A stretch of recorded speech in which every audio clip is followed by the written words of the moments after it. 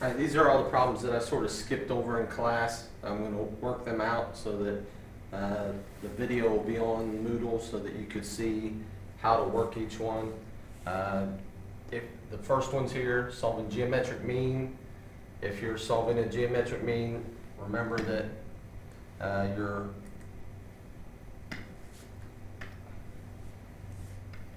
number here, your number here, they have to be the same. That's what makes that a geometric mean. When we cross multiply, you end up with x times x, which is x squared. 4 times 16 is 64. Take the square root of both sides. Square root of x squared is x. Remember, when you're finding the geometric mean, you just want the positive answer. So you just want the positive square root of 64, which is 8 on that one. This one, again, we got x times x is x squared. 12 times 27.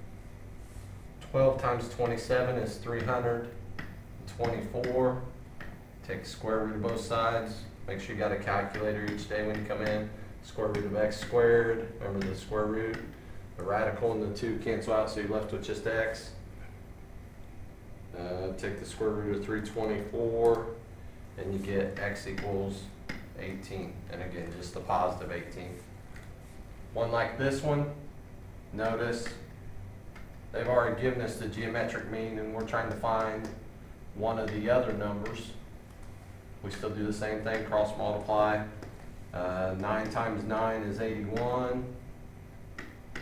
6 times x is 6x. You just got a problem that you have to solve. You don't have to take square root. Divide both sides by 6. So you end up with x equals 6 will go into 8 one time. 6 will go into 21 3 times with 3 left over. So it'd be 13 and 3 over 6 is a half. So 13 and a half. All right, on this example, it says find the length of the altitude. Well, this is your altitude in here. So I'm going to put an X with that. And our theorem that I had you write down the proportion said altitude goes here and here. That's your geometric mean. Goes in those 2 spots. This is hypotenuse part 1, hypotenuse part 2. So when we set up that proportion, the altitude is x. I put x here, x there. Hypotenuse part 1 is that part right there, and it doesn't really matter which one you take as part 1 or part 2. Hypotenuse part 2 is that part right there. And we have our proportion. We cross multiply. X times x is x squared. 5 times 9 is 45. 45 is not a perfect square number. So when you take the square root, it's not going to come out even. Make sure you look at the problem. If they say they want an exact answer, if they want it to be exact, then you got to leave it in radical form. If they want a decimal answer, then you can use your calculator and take the square root of 45, see what it comes out to. I'm going to give an exact answer here. I know the square root of 45, perfect square number that goes in 45 is 9. So the square root of 9 is 3. So this answer would be 3 times radical 5.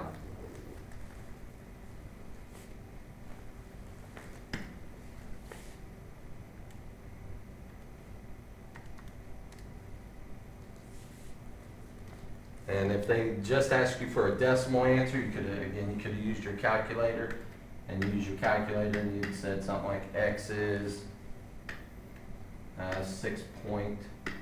Sorry, that's written terrible. X equals 6.7. That's the same answer as this, except the 3 radical 5 is an exact answer. This is the rounded off answer.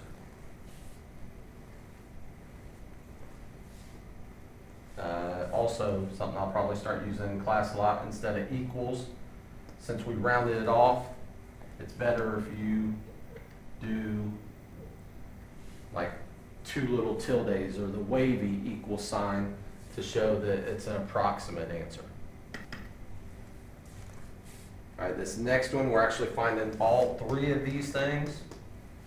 Let's go ahead, we'll find Z first, just because that's the one we just got done doing on the last example. Remember the Z, that's your altitude. In this case, that's your altitude, because it goes to the opposite side and forms a right angle over there. So Z goes here, Z goes there. Then you got your two parts. That's a part, so I'm going to put 3 on top. This is the other part. Put that on bottom. Cross multiply, get Z squared equals 24. Take the square root of both sides. Z equals, again, 24 is not a perfect square number. You could break it down. Square root of 24, perfect square number that goes in 24 is 4. So square root of 4 times square root of 6. Square root of 4 is 2. Take that out of the radical. Square root of 6. Or if you took the square root on your calculator and got the decimal answer, you would get something like 4.9. So that's what Z is. Z in here is 4.9. To find X or Y, those are the legs. So you pick whichever one you're going to look for first. I'm going to look for X first. Set up my proportion. This is the other one, the leg theorem. The leg goes here, leg goes there. Then here's where you got to be careful.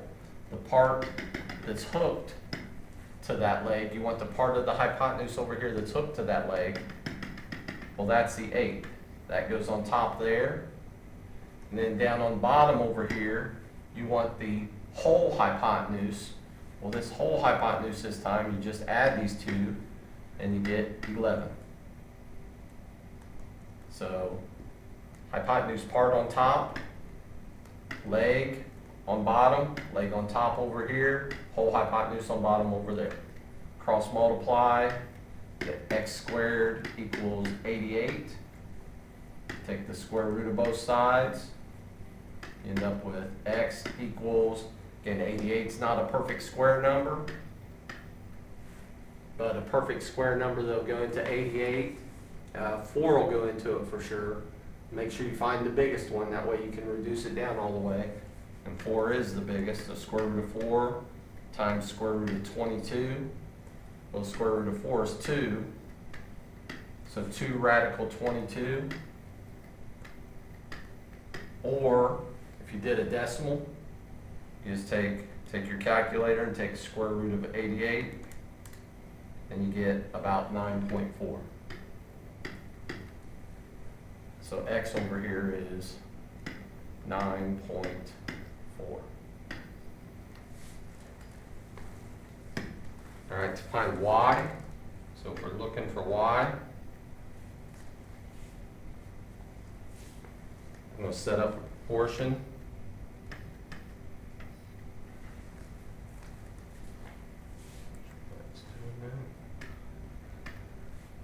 Set up proportion. Now you're still dealing with a leg. Y is your leg, so leg goes here, leg goes there.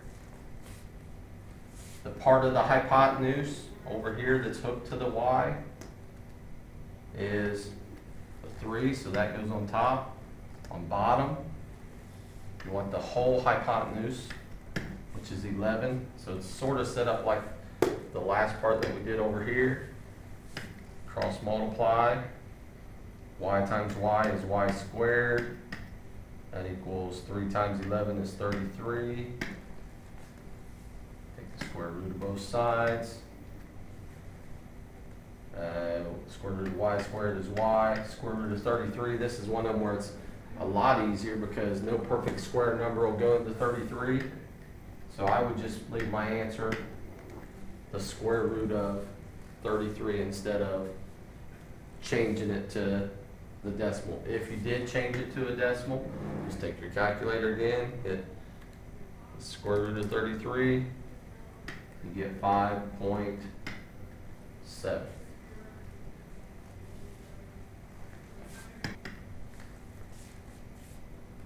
Alright, on this one, you gotta be careful on something like this one. We're not dealing with the altitude this time. So we don't care how long this altitude is, but over here, we know the whole thing is 15.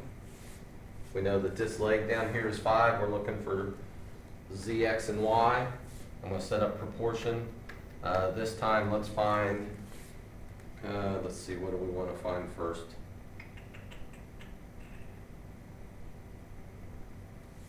The thing that we can do here before we set up that proportion, if I just look at the big triangle, make it a little easier. I know this side's 5, this side's 15. We can find z over here by using Pythagorean's theorem. So let's get rid of that proportion. Let's not do that first.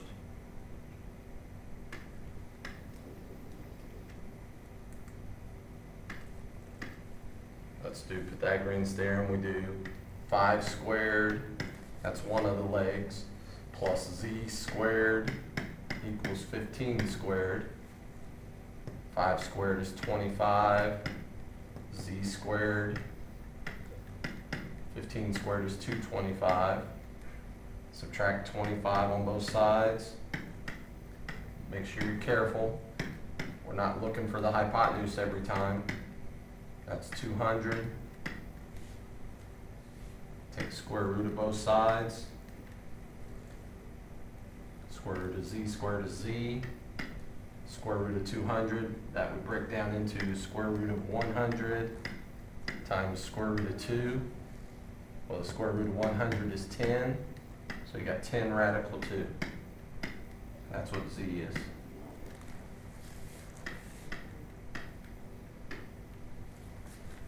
And again, if you change it to a decimal, depending on the problem, if they ask you to give an exact answer, then you want to leave it 10 radical 2. If they ask you to give a decimal, then you just take your calculator and figure out what the square root of 200 is. I'm going to just leave it that way this time. To find, let's find y next. If we use, we're looking for y, we're going to use this leg right here and set up using the leg proportion.